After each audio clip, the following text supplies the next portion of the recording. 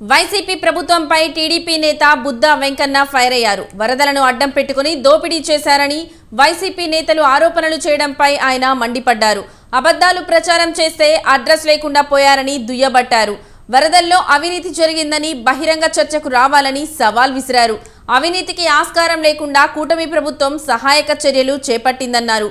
కుట్రలు చేస్తే రానున్న ఎన్నికల్లో ఒక్క స్థానం కూడా ఉండదని హెచ్చరించారు.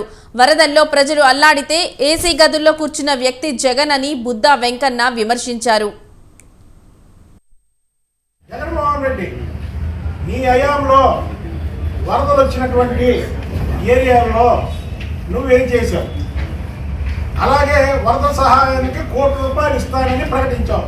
ఆ ₹1 ఎవరికి ఇచ్చావు, ఎక్కడ పెట్టావు, ఏం చేశావు? అలాగే జగన్మోహన్ రెడ్డి చంద్రబాబు నాయుడు గారు ఆయన ప్రొక్లైన్ మీద దాదాపు ఒక్క రోజుకే 12 గంటలు తిరిగినటువంటి దాఖలాలు మన ప్రజలు చూశారు.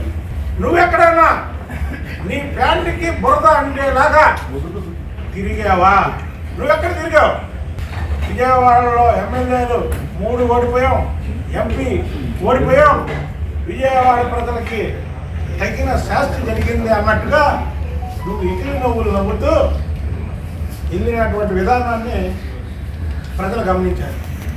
మీకు బురద అట్టుకోకూడదు, కానీ బురద చల్లుతారు ఎదుటోడి మీద. ఏమి లేకపోయినా బురద చల్లే ప్రయత్నం మాత్రం చేస్తారు. మీరు వైసీపీ నాయకులు ఏదన్నా మాట్లాడితే దెయ్యాలు వేదాలు వదిలించినట్టు ఉండదు.